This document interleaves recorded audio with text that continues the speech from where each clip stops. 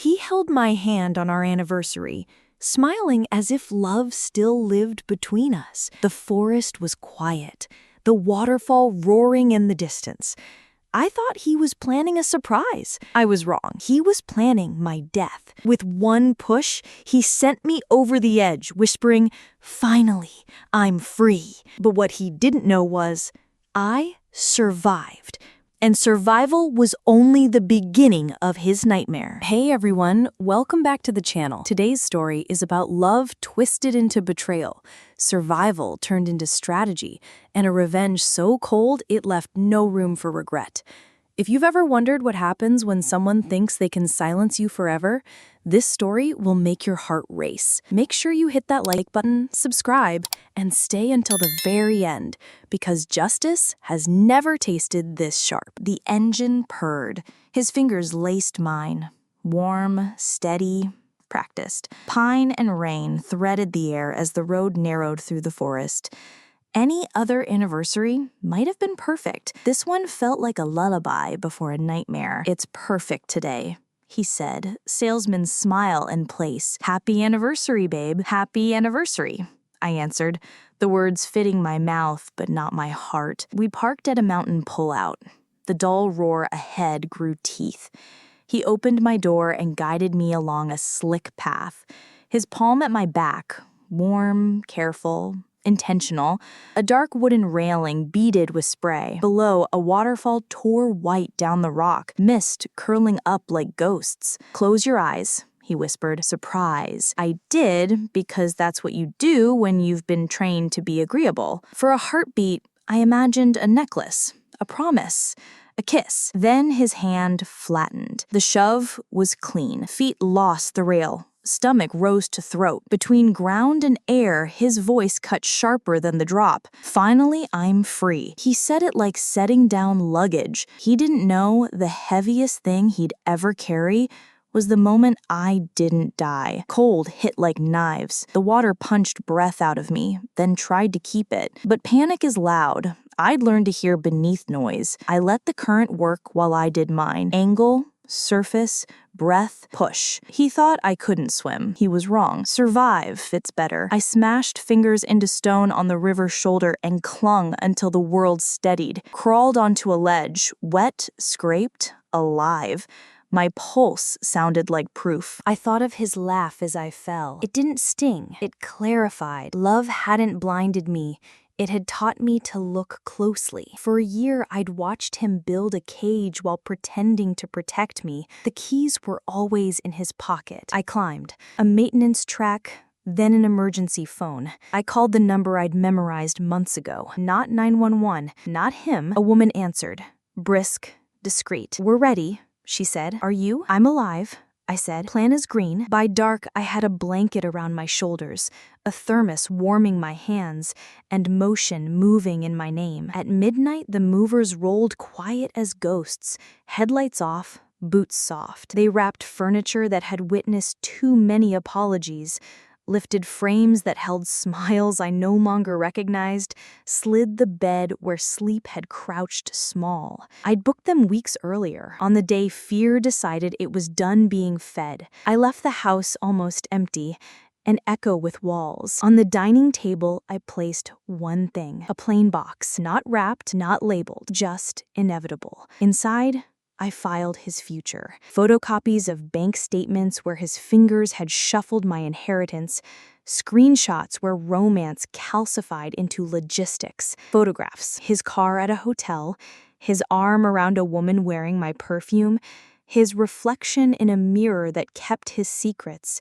On top, in large type, the text he sent. "Soon, she won't be in the way anymore." At the bottom, folded neat, the shirt he wore at the waterfall.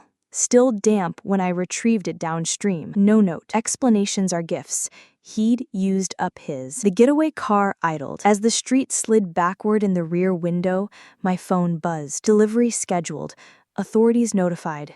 "You're covered." I typed, "Ready." You might think I was reckless to wait and choreograph, but I learned his rhythms the way you learn a song a neighbor blasts nightly. When he left, when he lied, where he hid money, who answered on the second ring. I opened accounts in my name, moved my inheritance beyond his reach, cloned documents, saved receipts, documented bruises that didn't bloom on skin. He thought he was orchestrating freedom. I was composing his ruin. At the safe address, a small rental with a key padlock, I showered river water from my hair and dressed in clothes that belonged to no memory. The quiet felt new, available. I stood at the window and remembered his first smile across a coffee shop. How disarming looks like kindness when you want to be chosen. How rehearsals sounds like passion until you hear the same lines again. I wasn't stupid. I was hopeful. Hope is a weapon when you aim it right. Another buzz. He's home. I didn't need a live feed to picture it. Key turning, door opening on silence, no hum of the fridge, no coat on the chair, no framed smiles, just emptiness, and the box waiting like a verdict that can walk. He'd touch the lid with 2 fingers, then the copies, the photos, the damn shirt. He'd feel the moment he pushed me replay. He'd understand I wasn't gone. He'd understand I'd never been as quiet as he hoped. My phone buzzed again. He opened it. Then police notified, on their way. I sat on the bed and let my hands shake, my body emptying a year of adrenaline. Relief is not joy, it's the absence of dread. Joy can come later. Do I regret it? Regret belongs to victims. I'd decided not to be one. I turned off the lamp. Somewhere, he was kneeling on our kitchen floor, pale, gasping, the box gaping like a mouth that only tells the truth. Sirens were probably stitching the distance shut. Tomorrow would be loud for him. For me, morning would be simple. A detective who'd seen the file, a statement already written, a lawyer who knew bruises can live in bank ledgers and call logs. I had nothing left to explain. I only had to show. Sleep came, honest, heavy. As it pulled me under, one thought surfaced. The waterfall took his laugh and gave me the timing. Tomorrow, the knock on his door would sound exactly like falling. The first time I saw him, I mistook performance for passion. It was 3 years ago, in a coffee shop that smelled of burnt espresso and desperation. He wore confidence like a tailored suit, though his clothes were nothing special. His smile landed with precision, a weapon disguised as warmth. "Is this seat taken?" he asked, gesturing toward the empty chair at my table. I should have said yes. I should have clutched my bag and left, but I didn't. I nodded, and in that nod, I opened the door to a stage I didn't know I'd been cast into. He talked like forever was rehearsed, like he'd been practicing vows to an invisible audience. I laughed at his jokes, blushed when his eyes lingered on me longer than polite. I thought I'd won a lottery, not realizing I'd walked into a script written by someone who believed love was just another tool. The wedding was small. I wore a white dress that shook with my nerves, while he spoke vows that trembled only because he knew the effect they had. Everyone clapped, glasses clinked, and I thought, I'm lucky. He chose me, but he didn't choose me. He calculated me. I had a steady job, an inheritance that looked small on paper but large enough in his eyes, a family that trusted too easily. He saw me not as a person, but as an investment with a heartbeat. The signs crept in quietly, like ants through cracks. A phone always face down, late nights explained with careless lies, perfume on his collar that wasn't mine. I brushed them aside at first, because love makes excuses before it asks questions. But love also sharpens. One night, my phone buzzed on the counter, his name flashing across the screen. He was in the shower. I wasn't the type to snoop,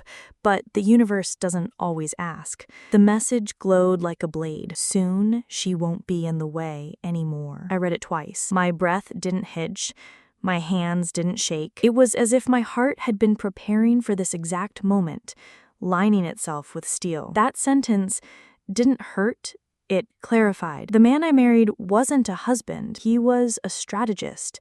And I had mistaken strategy for love. I didn't confront him. Confrontation feeds the beast. I didn't cry, because tears are a resource best spent elsewhere. Instead, I memorized his routines, his calls, his money trails. Every careless detail became ammunition. When he left for work, I stayed busy. I opened accounts he couldn't touch. I moved my inheritance out of his reach. I copied documents, receipts, statements. I made a digital graveyard of every lie he'd ever told. Every smile I gave him after that wasn't love. It was rehearsal. Every touch wasn't affection. It was camouflage. He thought he was orchestrating freedom. He thought his secret lover and the text messages no one else saw would give him the life he deserved. But I was writing my own script, one where his final act wouldn't be liberation, it would be ruin. And so I stayed. I cooked dinners, I kissed him goodnight, I smiled at friends who called us perfect. All the while, I was building an exit that would collapse the stage beneath him. He believed in control. He believed in power. What he didn't believe was that the quiet girl at his side had already begun sharpening her silence into a weapon. And when the push came, when the waterfall swallowed me whole, I wasn't shocked. I was ready, because love had ended long before the water closed over my head. What remained was strategy and the performance of a lifetime. The movers worked in silence, like shadows trained for this exact night. I watched from the corner, my hair still damp from the river, a blanket around my shoulders. They lifted pieces of my life, one by one, furniture that had carried weight, photographs that pretended to freeze happiness, clothes that once smelled like possibility. Each item disappeared into boxes, tape snapping like a judge's gavel. I had hired them weeks earlier, under a false name, prepaid in cash I'd tucked away from him. They didn't ask questions, and I didn't offer answers. Professional discretion was part of the fee. The house that once felt like a prison was being stripped clean, transformed into an empty stage waiting for its final scene. Every scrape of cardboard against wood, every creak of a dolly wheel was proof. Survival wasn't just about breathing, it was about rewriting the ending. I left nothing sentimental behind.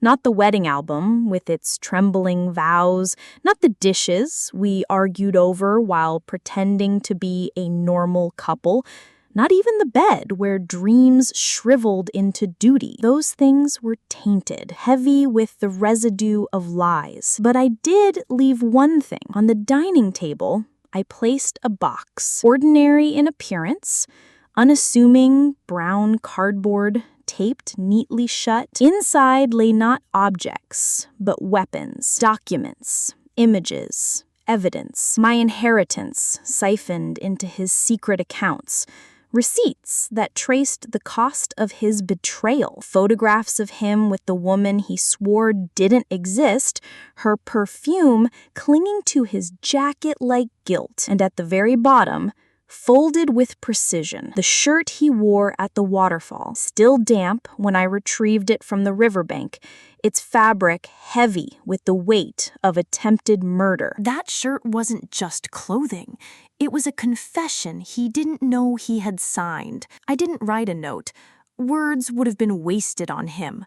The box itself was a letter, each item a sentence, each truth a nail in the coffin of the life he thought he was building. When the last piece of furniture was gone, I walked through the echoing rooms one final time. My footsteps sounded foreign, free. The walls that once echoed with his rehearsed charm now carried only silence. I paused at the table, my fingers brushing the top of the box. For a moment, I imagined his face when he opened it, the realization dawning, the air catching in his throat, his mind replaying the moment at the waterfall. Would he remember the laughter that left his mouth as I fell? Would he remember the satisfaction in saying, "Finally, I'm free"? Good. Let him replay it over and over, until he understood that the moment he thought was freedom was the moment his chains began. I left then, stepping into the night air. The forest was quiet, the mist heavy. A car idled at the curb. waiting for me. I climbed in, the door shutting with a finality that felt like closing a book. The driver didn't ask questions either. He didn't need to. The address was already known, arranged days ago. The safe house was small, anonymous. 4 walls, a bed, a lock he couldn't break. For the first time in years, the silence inside felt like protection, not punishment. I pulled out my phone. One message waited. Delivery confirmed. Authorities notified. Next phase in motion. I typed back, proceed. That night, as he drove home from work, probably humming some tune, unaware of the storm waiting inside our house, I let myself imagine it. His key turning, the silence hitting him like a wall. No hum of appliances, no clothes hanging in the closet, no framed smiles on the walls. Just emptiness. And the box. His hands would tremble when he lifted the lid. He'd see the papers, the photographs, the text he thought had vanished into digital air. And then he'd see the shirt, the dampness against his skin once again, this time colder than the waterfall. Neighbors would later tell me they heard the crash of his body hitting the floor, pale, gasping, the illusion finally shattering. The box wasn't just evidence. It was a mirror, one he couldn't look away from, and that was only the beginning. I didn't sleep much that night, even safe within the rented walls. Even with a lock that clicked solidly into place, my body remembered the fall. Closing my eyes brought back the rush of air, the roar of water, the sickening certainty that I would never surface again. But I had surfaced. And survival has a way of making you listen differently. Every creak of the floorboards, every gust rattling the window became a message. You're alive, stay ready. At dawn, I brewed coffee in a cheap machine that hissed and sputtered like it might give up at any second.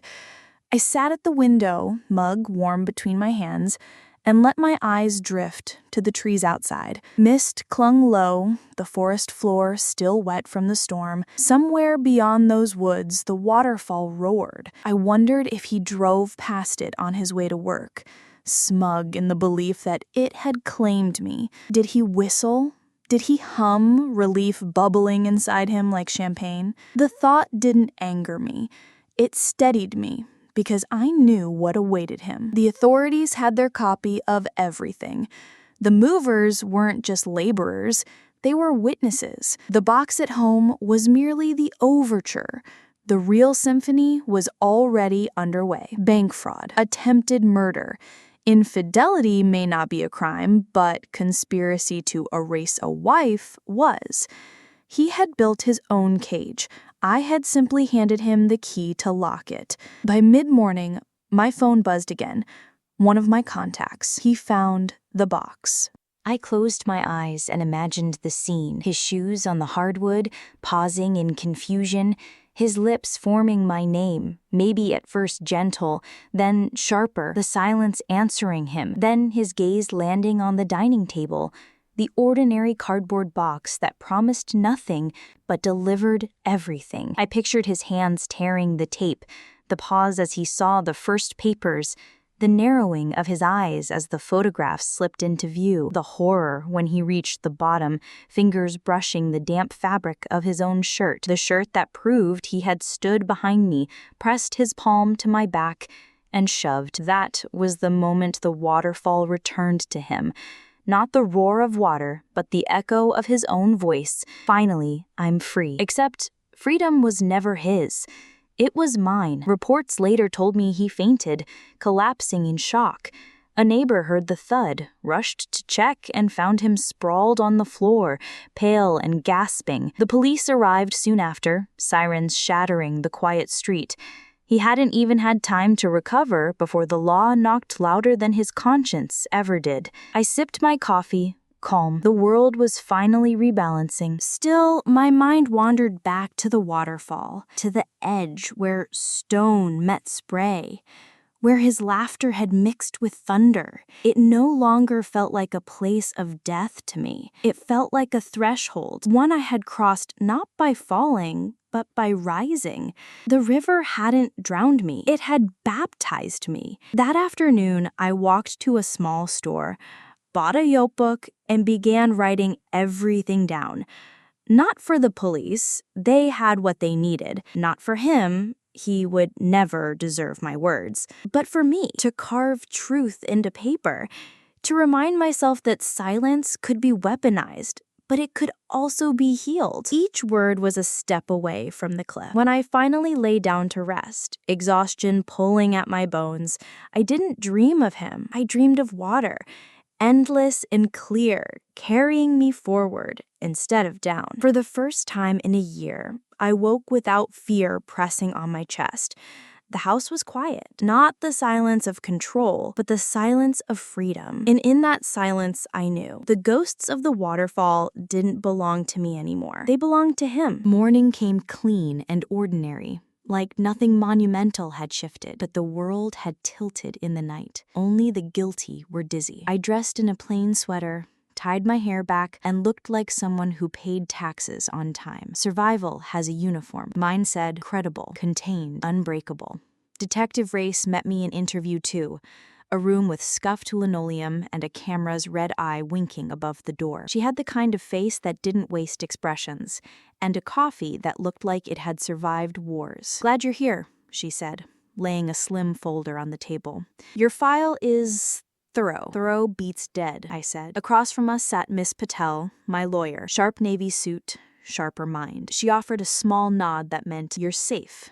Stick to the plan." Race opened the folder. Inside, my months of silence had become architecture, screenshots, bank ledgers, a photocopy of my inheritance account before and after the siphons. The text message, big and black like a headline, "Soon she won't be in the way anymore." "We executed a search warrant this morning," she said, flipping pages, seized his phone, his personal laptop, and a backup drive from a desk drawer. He labeled it taxes. It might as well have read crimes. I didn't smile, not yet. She slid a photo across the table. "This is from the park's maintenance cam at the trailhead. Timestamp puts you both there 32 minutes before the estimated time of the fall. Tire impressions match his car. GSR particles on the rail suggest contact consistent with a shove. We also found a small snag of fabric, blue thread, consistent with the torn seam in the shirt you recovered. The damp shirt. Chain of custody intact from our submission yesterday, logged and sealed. We also collected trace residues from the shirt, minerals consistent with that river, algae microfilm. And we have his voice on the park entry mic. He makes a joke about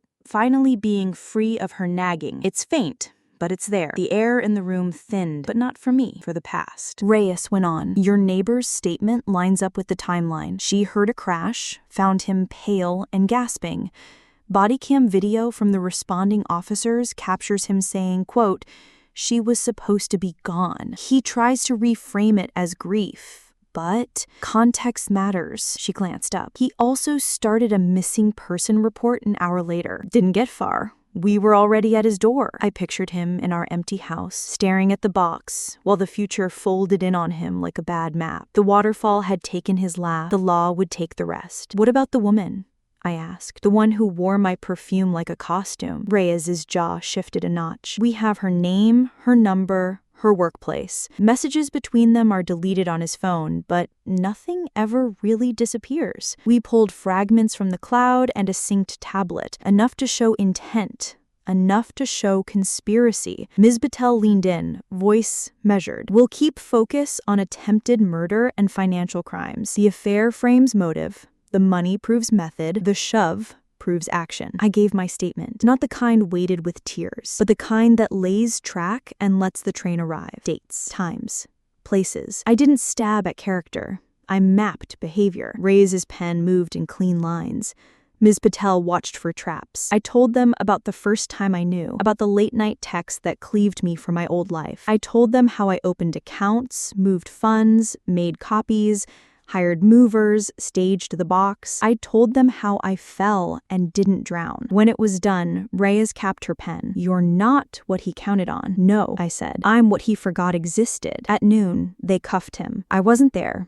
I didn't need the theater. Later, I'd watch the footage. His wrists pulled gently behind him, his mouth shaping arguments that died in the air. A neighbor filmed from a porch, the low murmur of sirens mixing with birdsong. He wore the expression of a man who believed he could charm gravity. Arraignment came fast. A courthouse hallway smelled like disinfectant and paper. I sat on a wooden bench that had listened to 100 stories like mine and watched through glass as lawyers arranged their faces into strategy. He wore a bland suit. He scanned a room for me the way men search for exits. Ms. Patel didn't let me go inside. "No drama today," she said. "We preserve credibility. We let the facts speak." She checked her watch. "Judge Cannon is strict on violent felonies.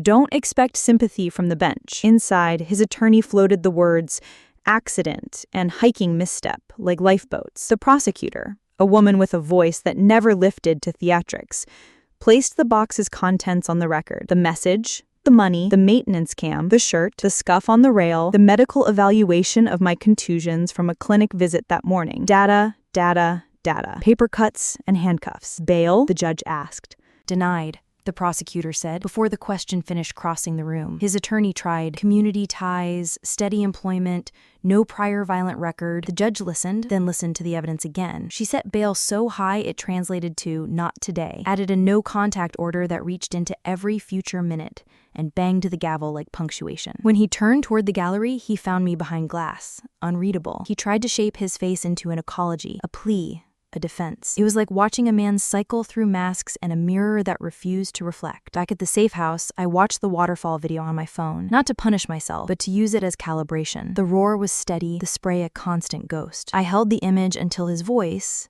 the one I carried down the river, lost its sharpness. It dulled into a sound without power, a sound that could not push. My phone chimed. Reyes again. Reyes. We pulled a jail call. He rang her from holding. All jail calls are recorded. You should hear this. A link followed. Ms. Patel pinged me too. Listen, but don't react publicly. I pressed play. Static washed a second, then his voice slid in, lower than usual, like he was trying to talk past the walls. Baby, listen. Don't say names. It went wrong. He swallowed. The box. It's all in a box. You have to get rid of anything.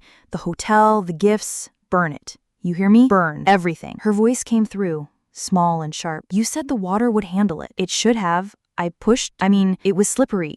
She fell. Do you understand? She fell. If anyone asks, you told me soon she wouldn't be in the way anymore, she hissed. You promised. A beep clipped the line, the automated voice. This call is from a correctional facility and is subject to monitoring and recording. He lowered his tone, like volume could hide guilt from a machine. They don't have anything solid. It's all coincidence. We just have to be smart. You're not smart, she snapped. You used my perfume. You left your shirt. The call cut. 10 minutes max, enough to sew a net. I stared at the waveform frozen on my screen. The room seemed brighter. Confession wears many coats. Panic fits best. Reyes. Tomorrow morning we pick her up. Separate conspiracy. Accessory after, maybe obstruction. Depends on what she says in the room. Either way, this strengthens your case. Me. Thank you. Reyes. He's going to try something. He always does. We'll keep you ahead of it. Miss Patel called. We keep quiet. We do not gloat. We do not post inspirational quotes. We let the prosecution build, and we stay boring and undeniable. Boring and undeniable, I repeated, tasting the freedom in. That night, a storm put its hands on the roof and shook. Lightning stitched white lines down the clouds, thunder rolling after like applause. I lay awake and let the sound travel through me. The waterfall had been his stage. This was mine. Patient, prepared, inevitable. A little after midnight, a number I didn't recognize rang once and hung up. Then again, then again. Miss Patel had warned me. Block, do not answer, let the order work. I set the phone face down and watched the ceiling until my heart slowed. At 2:07 a.m., a new message arrived. From an account with no name, just a gray circle. You think you won. I didn't reply. I forwarded it to Reyes and to Miss Patel. The no-contact order had teeth. It could bite even through proxies. The law moves slowly until it doesn't. I got up, made tea, and wrote. Not to relive. To record, to make a line between what was done to me and what I did for myself. Words are measurements. They tell you how far you've come. At dawn, my phone lit again. Reyes, we have something else. A camera at the scenic Overlook parking lot captured what looks like him tossing something in a trash bin on the way back from the falls. Our team pulled it. It's a phone. The burner you mentioned in your notes, probably. We'll recover what we can. Also, the woman, she's in custody. She asked for a lawyer, then asked for a deal. A deal. Of course she did. Performers save themselves first. What does she want? I texted Reyes to tell us everything. She says he had a plan for if the river didn't finish the job. She says she called it Plan B. We're bringing you in this afternoon to hear it. The kettle clicked off behind me. Outside, the first clean light sat on the leaves like a promise. Plan B. He had another ending in mind. Good. So did I. The words Plan B burned into my mind all morning. I moved through the safe house on autopilot. Shower, tea, fresh clothes, but every quiet moment replayed the same loop. He hadn't just shoved me off a cliff and called it freedom. He designed backup endings in case I survived. That was who he really was. A man who rehearsed betrayal like others rehearse speeches. Detective Reyes picked me up just after noon. Her unmarked car smelled faintly of leather and coffee. She didn't waste time with pleasantries. "She's talking," she said, eyes fixed on the road. Not all at once, but enough. And what she's saying paints a picture of a man who wasn't improvising. He was staging. I stared at the blur of trees outside the window. What was Plan B? Reyes exhaled through her nose. He told her that if the fall didn't finish the job, he'd make it look like you vanished. Fake a note, stage a disappearance, file a missing persons report while he played the grieving husband. He even joked about what music he'd play at the vigil. She said he laughed hardest at the thought of people calling him the widower. My stomach turned. But not from shock, from recognition. That laughter, I'd heard it as the waters swallowed me. At the precinct, they guided me into an observation room. A pane of glass separated me from interview room B, where she sat, the woman with the perfume I'd smelled on his jacket.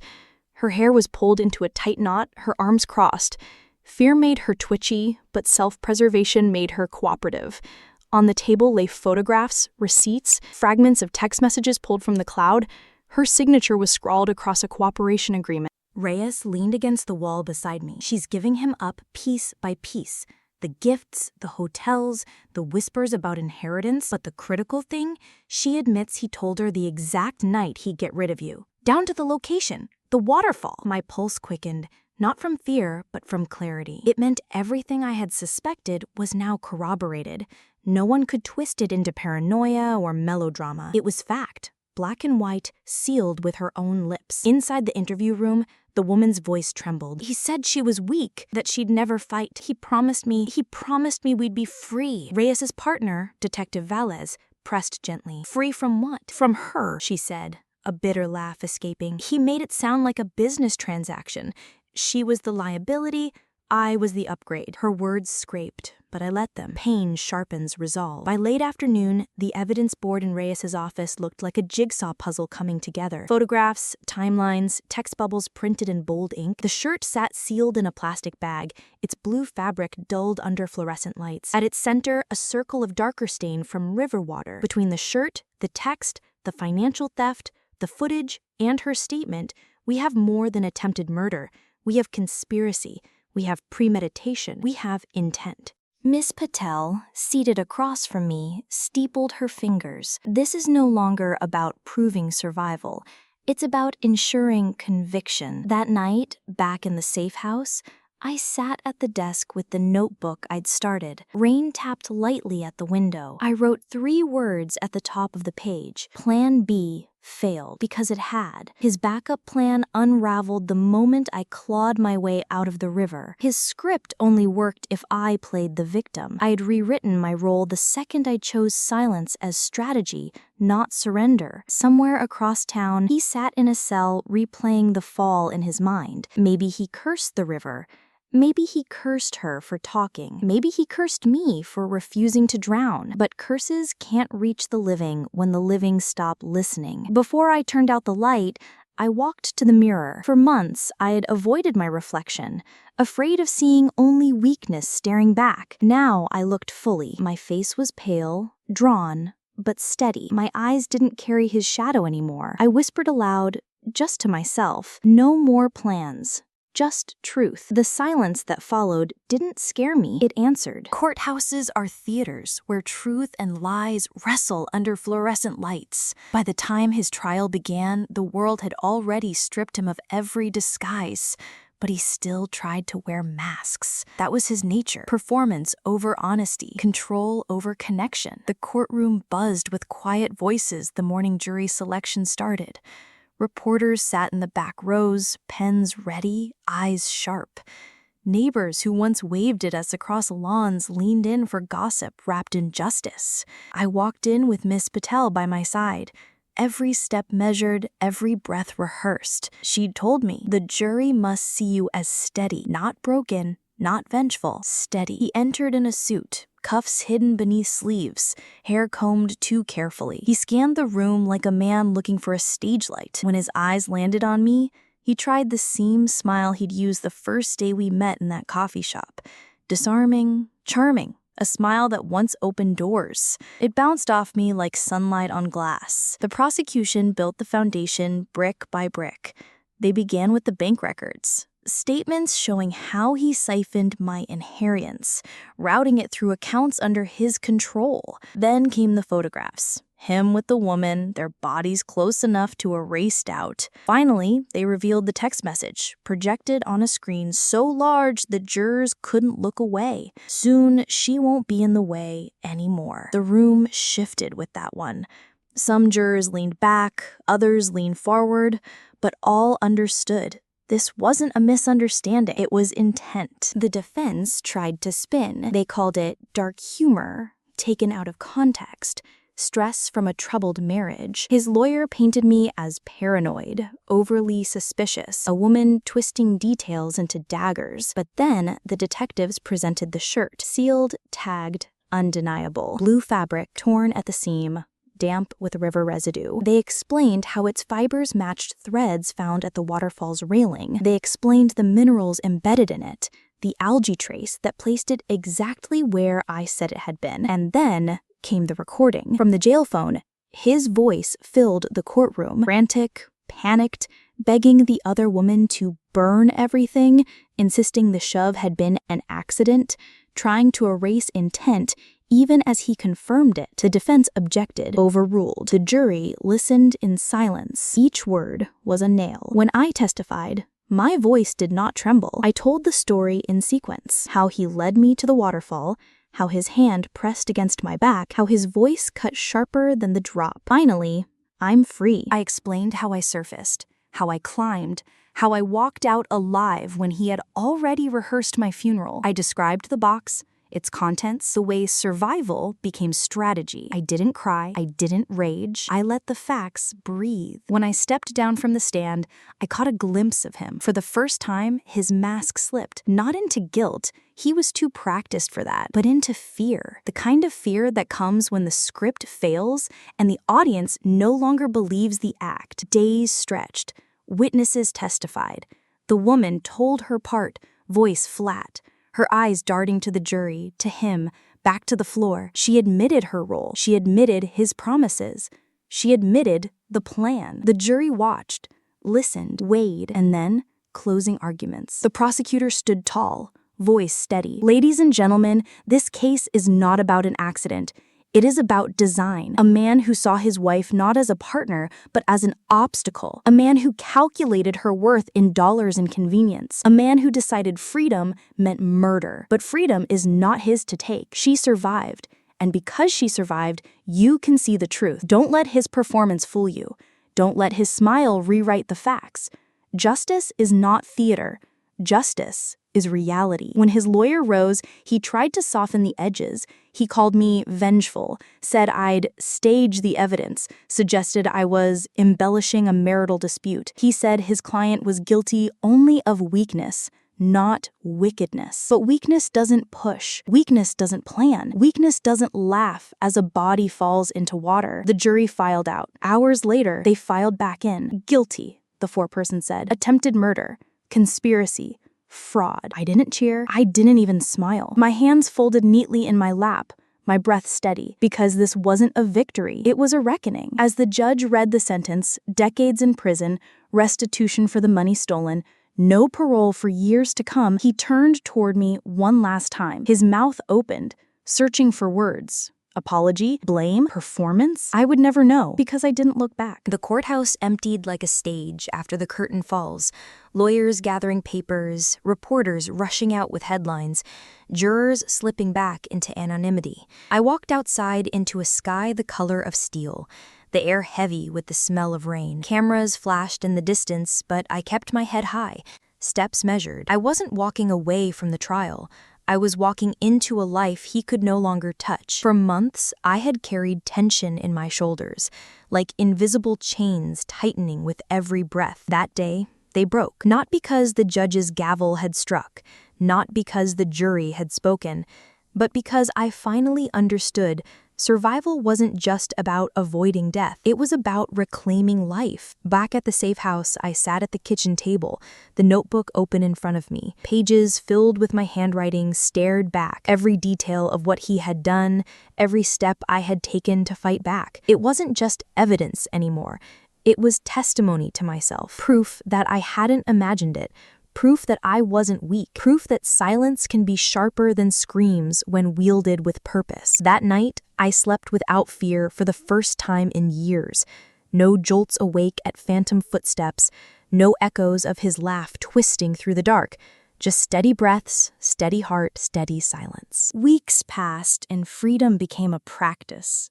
I rented a small apartment with sunlit windows and no ghosts in the walls. I donated half the clothes I'd once worn for him, the dresses he preferred, the colors he approved. I bought things I liked instead. Soft sweaters, jeans that felt like home, shoes meant for walking streets I chose. Friends reached out cautiously. Some said they had always suspected something was wrong. Others apologized for not noticing sooner. I accepted their words, but I didn't linger on them. Regret wasn't mine to carry. Therapy helped, not because I needed to relive the trauma, but because I needed to learn what to do with the space it left behind. My therapist told me survival is a beginning, not an ending. I wrote that down in the notebook, underlined it twice. Occasionally, news trickled in from the prison. He was adjusting poorly, struggling with the lack of control, the absence of an audience. The woman who once shared his perfume cut a deal and disappeared into her own kind of cage. Probation, community service, a record that would follow her like a shadow. Did I feel satisfaction? A little, but mostly I felt distance. Their choices no longer tethered me. One afternoon, I returned to the waterfall. The air was damp, the roar of water constant, mist curling upward like breath. I stood at the edge where his hand had pushed me, where his voice had tried to erase me. My pulse quickened, but not with fear, with certainty. I closed my eyes and listened. The water no longer sounded like death. It sounded like renewal. The fall hadn't ended me. It had delivered me. I whispered into the mist. You thought this was my grave? It was my beginning. When I walked away, I didn't look back. From then on, life was mine to write, and I was no longer writing in defense. I was writing in creation. Justice isn't always about punishment. Sometimes it's about freedom. And freedom was finally mine. Freedom is louder than silence, but it speaks in whispers first. In the weeks after the verdict, I found myself relearning ordinary things. What it felt like to wake without dread, to eat without swallowing tension, to laugh without fear of being silenced. The small apartment became my sanctuary. Sunlight spilled across wooden floors every morning, warm and unfiltered. I planted herbs on the windowsill: basil, mint, rosemary. Watching green life grow in clean soil felt like reclaiming time itself. Each sprout was a reminder I was no longer waiting for permission to live. I joined a community art class on a whim. My hands, once busy with copying documents and hiding evidence, now learned to shape clay. The first pot I made was uneven, lopsided, but solid. The instructor smiled and said, "It doesn't need to be perfect. It just needs to be yours." Those words landed deeper than she knew. Slowly, I rebuilt connections. A childhood friend invited me to coffee, and for the first time in years, I said yes. We sat by the window of a cafe, steam curling from our mugs, and talked about everything except him. It felt like breathing fresh air after years underground. Therapy sessions shifted too. At first, they had been about survival, narrating trauma, naming fears, building strategies.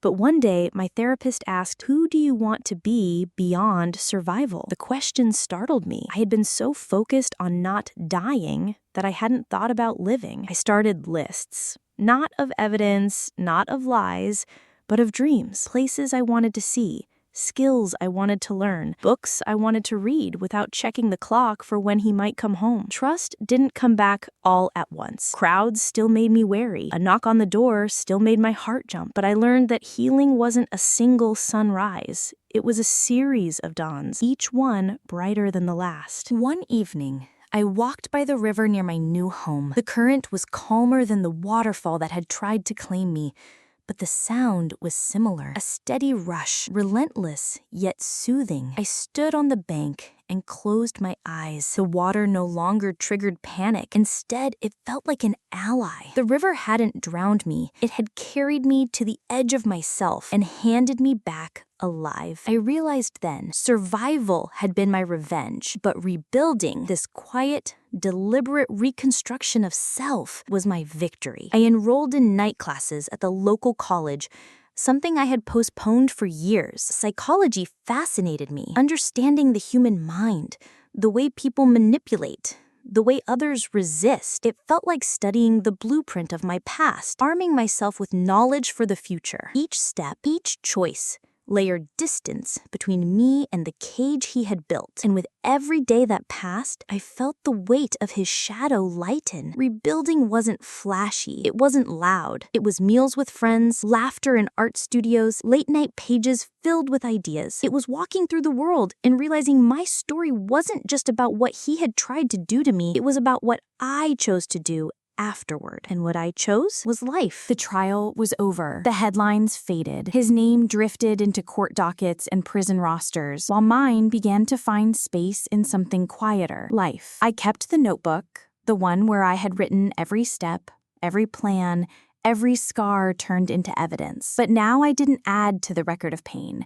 I filled its pages with beginnings, recipes I wanted to try, quotes that made me smile, sketches of places I dreamed of visiting, coastlines, mountains, cities with streets that weren't haunted by memory. One evening, I took the notebook to the river. The same water that had once tried to claim me flowed steady and endless. I sat on the bank, the breeze cool against my skin, and flipped through the pages. At the very end, I wrote 6 words. I am free, I am mine. Then I closed it, not to erase the past, but to seal it. The notebook had been a weapon once. Now it was a witness. Sometimes people asked me if I regretted not seeing the signs sooner, if I felt foolish for falling for his charm, for mistaking performance for passion. I answered truthfully, no. Regret belongs to victims. I am not one. What I carried instead was clarity. I had learned that silence can sharpen, that observation can be stronger than confrontation, and that strategy can be the purest form of survival. He thought love made me weak. He never understood that it made me alert. On weekends, I hiked again. The first time I returned to the waterfall, my legs trembled, but not from fear. I stood at the edge, watching the spray rise like ghosts. I listened. No echo of his laugh haunted me anymore, only my own pulse. Steady, unbroken. Justice doesn't scream. It doesn't arrive in explosions or dramatic endings. It waits, patient, sharp, certain. And when it strikes, it leaves nothing standing for those who believed they could outrun it. He had wanted freedom from me. Instead, he gave me freedom from him. When I finally turned away from the waterfall, I didn't look back. My story wasn't ending here. It was beginning, written not in fear or in shadows, but in choices wholly my own. And for the first time in years, I understood what freedom really sounded like. It sounded like me. He thought the waterfall would erase me, but it only washed away my fear. Now he sits behind bars, replaying the moment he tried to end me, never realizing it was the moment I finally began. Justice doesn't scream, it waits, silent and sharp, until the perfect moment to strike. If you felt the power of this story, don't forget to like, subscribe, and share it with someone who loves a tale of survival and revenge. Until next time, stay strong, stay sharp, and never underestimate the quiet ones.